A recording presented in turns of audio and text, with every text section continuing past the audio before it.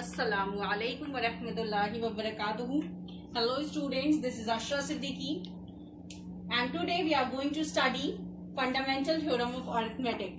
हम लोगों ने फर्स्ट चैप्टर का हमारा जो फर्स्ट चैप्टर था रियल नंबर्स, उसका हम लोगों ने रियल नंबर्स का क्लासिफिकेशन पढ़ लिया था, उसकी एक वीडियो है। उसके बाद यूक्लिड डिवीजन लेमा क्या होता है उसकी एक वीडियो है, और फिर यूक्लिड डिवीजन लेमा पे based questions exercise 1.1 of NCERT उस पे एक वीडियो है। अब हम लोग पढ़ेंगे fundamental theorem of arithmetic. Fundamental theorem of arithmetic क्या है, तो हम लोगों ने एक पढ़ा था यूक्लिड डिवीजन लेमा, अब हम लोग दूसरा ये पढ़ने जा रहे हैं। ठीक है, तो ये थ्योरम है जो कि ये कहता है कि ये क्या कहता है, एवरी कॉम्पोजिट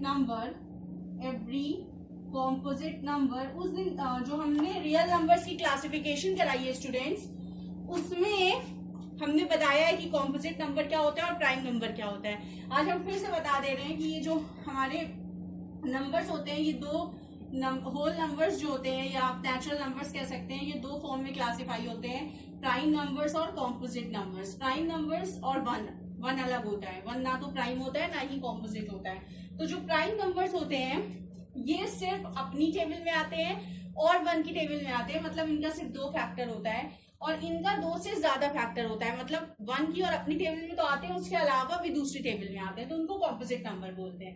तो every composite number can be expressed as a product of its primes। ठीक है, किसी भी कॉम्पोजिट नंबर को हम फैक्टराइज कर सकते हैं या एक्सप्रेस कर सकते हैं उसके प्राइम के प्रोडक्ट के टर्म्स में। इसमें एक और कंडीशन है, एंड दिस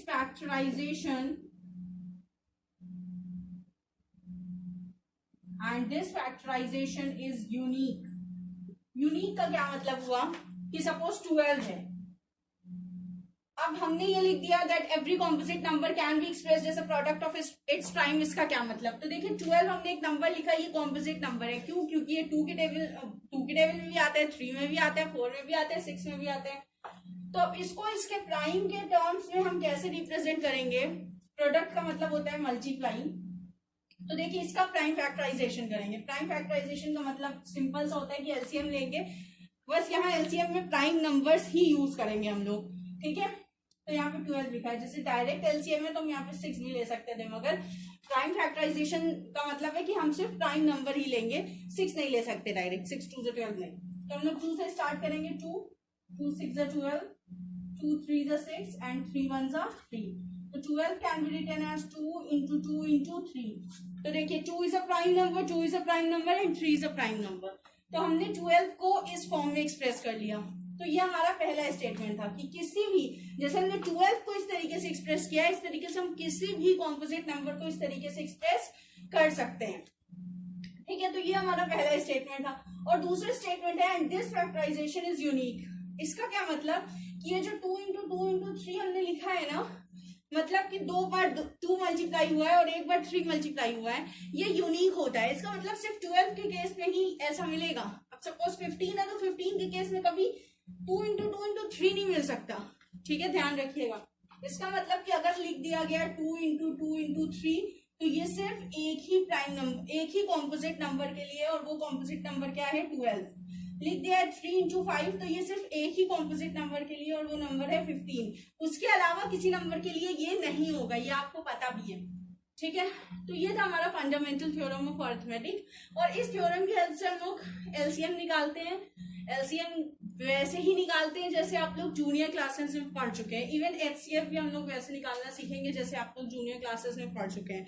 ओके, तो हम लोग अब क्या करेंगे कि एलसीएम और एचसीएफ निकालेंगे प्राइम फैक्टराइजेशन करके, कि देखते हैं कैसे एचसीएफ और एलसीएम निकलता है। ओके, अब सपोज हमारे पास दो नंबर हैं, एक है 15 और एक है 18। इसका ही हमें एचसीएफ भी चाहिए और इसका हमको एलसीएम भी चाहिए। एचसीएफ हम आपको पहले भी बता चुके हैं, हाईएस्ट कॉमन फैक्टर। एलसीएम का मतलब होता है least common multiple. Least common multiple का मतलब होता है क्या, वो सबसे छोटा नंबर जो इन दोनों की टेबल में आए। एचसीएफ का मतलब वो सबसे बड़ा नंबर जिसकी टेबल में ये दोनों आए। और एलसीएम का मतलब वो सबसे छोटा नंबर जो इन दोनों की टेबल में आए. This is the multiple and this is the factor.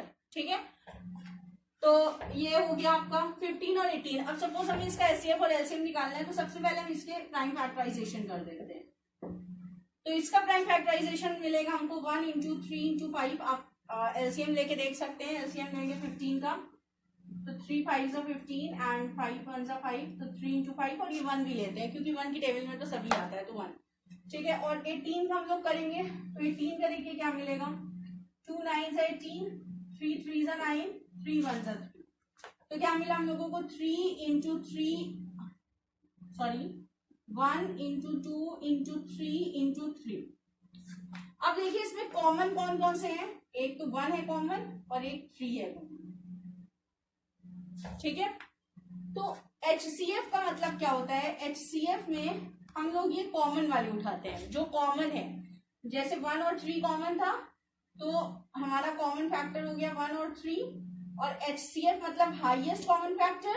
Highest common factor तो इन दोनों में से बड़ा कौन सा है, 3 है, तो हाईएस्ट कॉमन फैक्टर हो गया 3. आपको जो मेथड बताया गया वो या यूक्लिड डिवीजन लेमा भी लगा के देखेंगे तो आपका आंसर 3 आएगा. तो ये हो गया HCF. LCM में हम क्या करते हैं कि जो कॉमन है उसे पहले लिख लेते हैं 1 और मल्टीप्लाई करके फिर 3. 3 देखिए कॉमन है, 2 बार में है तो सिर्फ एक बार लिखेंगे 3. अब जो बचा हुआ है उसे भी लिख लेते हैं. तो बचा हुआ क्या है, ये 2 बचा है, ये 3 बचा है और ये 5 बचा है. Into 2 into 3 into 5. तो देखिए क्या मिला हमें. 3 2 6, 6 3 3 2 6, 6 3 18, और 18 5 90. तो एलसीएम हमें क्या मिल गया, 90 मिल गया. तो इस तरीके से हम एलसीएम निकालते हैं. तो एक ही प्राइम फैक्टराइजेशन की हेल्प से ही हम लोग एचसीएफ भी निकाल सकते हैं और एलसीएम भी निकाल सकते हैं. ओके, अब इसी में अगर 3 नंबर का होता, जैसे ये 12 भी होता, तो 12 भी होता तो क्या करते हैं हम लोग. देखिए 12 भी होता तो ये तो वैसे ही लिखा जाता 1 इंटू 3 इंटू 5. ये भी वैसे ही लिखते हैं हम लोग 1 इंटू 2 इंटू 3 इंटू 3. उसके बाद 12, तो ये होता आपका 2 6 12, 2 3 6, 3 1 3. 1 इंटू 2 इंटू 2 इंटू 3. अब देखिए कॉमन कौन सा बना, एक ये बना और एक ये बना. ठीक, अब देखिए ये जो 2 है, ये वाला 2 ये 2 में है. ठीक, तो इसको 2 वाला अलग रहने दीजिए. तो जब HCF निकालेंगे हम लोग, तो HCF में हम लोग वो वाले नंबर लेंगे जो तीनों में आ रहा है. 1 तीनों में आ रहा है और 3 तीनों में आ रहा है. तो 1 और 3 लेंगे और 3 हाईएस्ट है तो 3 HCF हो जाएगा हमारा.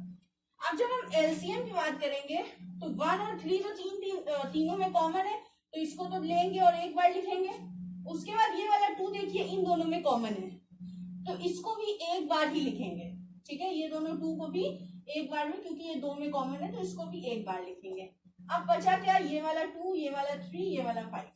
तो 2 इंटू 3 इंटू 5.